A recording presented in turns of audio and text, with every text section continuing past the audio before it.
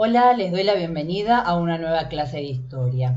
Hoy vamos a analizar el periodo de los gobiernos de la Unión Cívica Radical en la Argentina, periodo que va entre 1916 y 1930. Pero antes repasemos un minuto. Nosotros ya hemos estudiado distintos periodos de la historia argentina. Comenzamos viendo la situación del actual territorio argentino mientras formaba parte del Imperio Español. Luego vimos la etapa donde se produce el gran proceso para lograr nuestra independencia entre 1810 y 1820.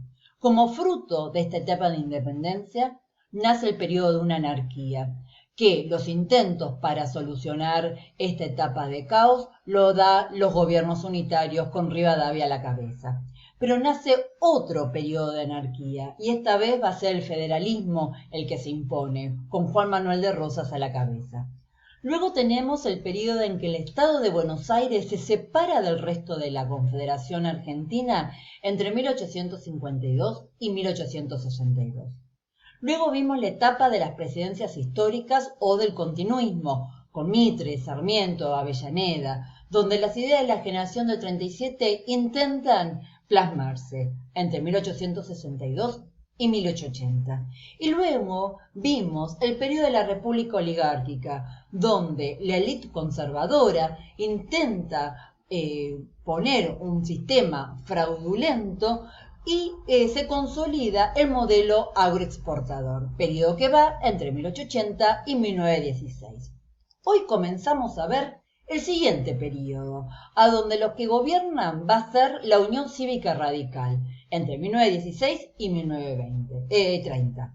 Los gobiernos de la Unión Cívica Radical van a tener a los presidentes de Hipólito Yrigoyen, Marcelo T. de Alvear y nuevamente Hipólito Yrigoyen. Acá lo tenemos Yrigoyen y acá lo tenemos a Marcelo T. de Alvear. Recuerden que según la Constitución sancionada en 1853, las presidencias duraban 6 años. La primera presidencia de Yrigoyen dura 6 años, igual que la de Marcelo T. de Alvear. Pero la segunda presidencia de Yrigoyen, o sea, la tercera de los gobiernos radicales, simplemente dura 2 años. ¿Por qué? Porque se sucede en la Argentina el primer golpe de Estado, el 6 de septiembre de 1930. Pero recordemos un poquito sobre las características de la Unión Cívica Radical. Era un partido que se había fundado en 1891 y que se desprendía de la Unión Cívica, agrupación que había nacido a partir de la Revolución del Parque de 1890, que se oponía a la presidencia oligárquica de Juárez Selman.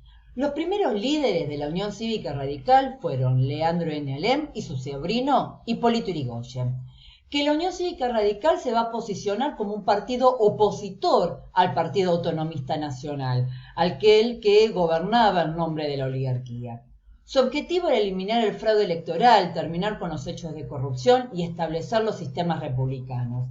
Y sus seguidores, sus adherentes, eran fundamentalmente la clase media, los hijos de inmigrantes ya nacidos en Argentina. Por supuesto no lo son los únicos, también había seguidores desde la clase obrera y también de la propia oligarquía. La Unión Cívica Radical llega al poder en 1916 gracias a dos factores que se vinculan entre sí.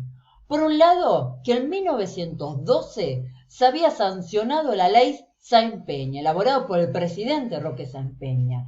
Era una ley electoral que establecía el voto secreto universal obligatorio, tratando de frenar el fraude.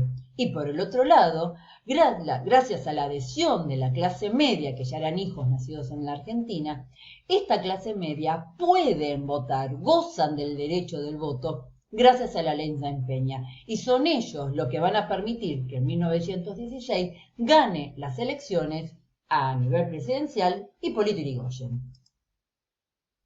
Para entender los gobiernos de la Unión Cívica Radical entre 1916 y 30, vamos a ver estos aspectos: el contexto internacional, las características políticas, las características económicas, las características sociales y las causas de ese primer golpe de Estado que va a sufrir la Argentina. Es fundamental entender el contexto internacional para ver cómo eso afecta a los gobiernos de la Unión Cívica Radical. Entonces comenzamos viendo el contexto internacional.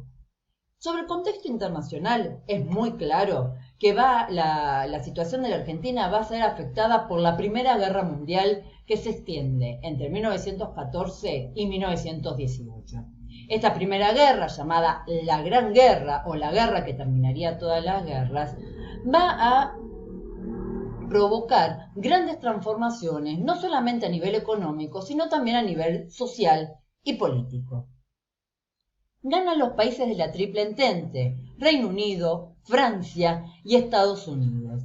Pero las economías de Inglaterra y Francia, a pesar de haber ganado, quedan destruidas. Se firma el Tratado de Versalles en 1919, culpando a Alemania de todos los horrores de la guerra. La verdadera ganadora de todo esto va a ser Estados Unidos, que aprovecha el debilitamiento de las otras potencias europeas para convertirse en el centro económico. De acá tenemos la caricatura de una araña, este gorrito nos está identificando Estados Unidos, lo que se denomina el tío Sam, cómo intenta avanzar sobre América Latina.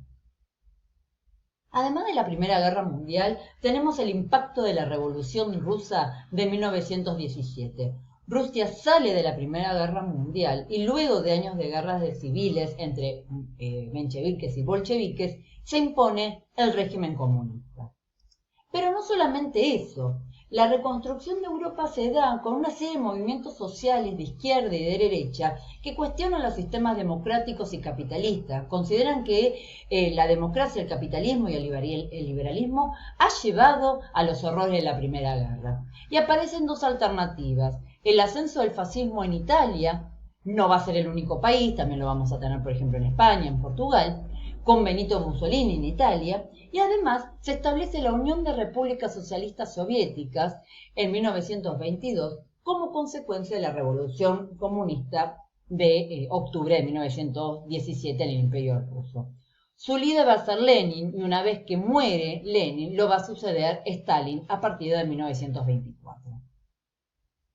Además de la situación de Europa, tenemos la situación particular de Estados Unidos.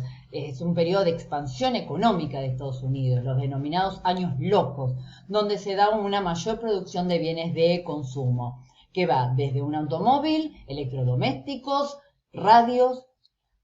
Esta expansión económica, sin embargo, va a ser un freno con la crisis económica de 1929, que se desencadena en octubre en Estados Unidos y que para 1930 se da a nivel internacional. Todos estos factores afectan de manera directa a la realidad argentina. Ahora vamos a ver las características políticas de los gobiernos de la Unión Cívica Radical. Cuando Irigoyen llega al poder está en una situación de debilidad, porque tiene minoría en el Congreso, lo que hace que todas las leyes de reforma que él intenta hacer sean frenadas, boicoteadas. No contaba con gobernadores a su favor. La sociedad rural y las Fuerzas Armadas, grupos de peso en la sociedad, no lo apoyan. Él lo que va a recurrir es a la importancia de los comités. Los comités eran los centros barriales, los locales barriales, para ser de mediador, para que estos comités fueran los intermediarios entre el ciudadano y la autoridad. En cada comité barrial, por eso la flechita, había un líder barrial, el caudillo barrial, que era el líder que pertenecía al Partido Radical y que realizaba favores a cambio de asegurarse el voto. Entonces comienza a extenderse lo que se llama el sistema de patronazgo, otorgar cargos públicos, empleos públicos para asegurar la adhesión, para también disminuir el índice de desempleo. De esta manera se aseguraban que si había miembros, personas de la Unión Cívica Radical en los cargos públicos, esta gente, para conservar su poder, su trabajo, siguieran votando a la Unión Cívica Radical. Cuando yo estoy hablando de cargos públicos, no se imaginen cargos jerárquicos, podía ser desde el carpintero en el Congreso, ser miembro de limpieza en alguna oficina del Senado, ¿sí? Conseguir trabajo, lo que le daba cierta estabilidad laboral a las personas y tranquilidad. Además, Irigoyen y Alvear van a hacer intervenciones federales a las provincias que le ponían algún tipo de objeción. La diferencia es que Irigoyen lo hacía por decreto, de intervenir y desplazar al gobernador, mientras que Alvear lo hacía con el aval, con el consentimiento del Congreso Nacional.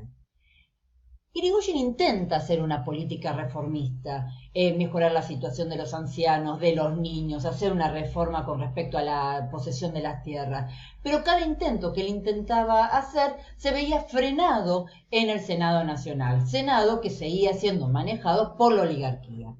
En 1924, la Unión Cívica Radical se va a dividir en dos posturas.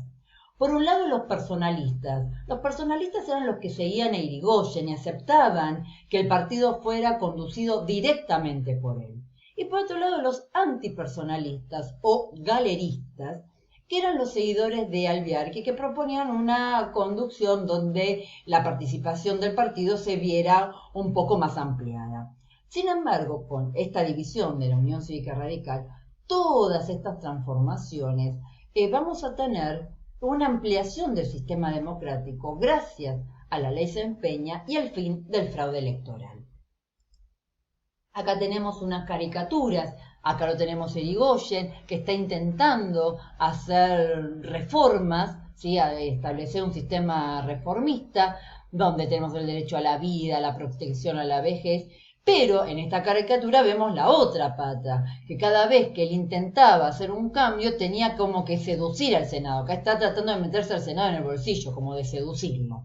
Bien, entonces hasta ahora hemos visto el contexto internacional y las características políticas de la Unión Cívica Radical.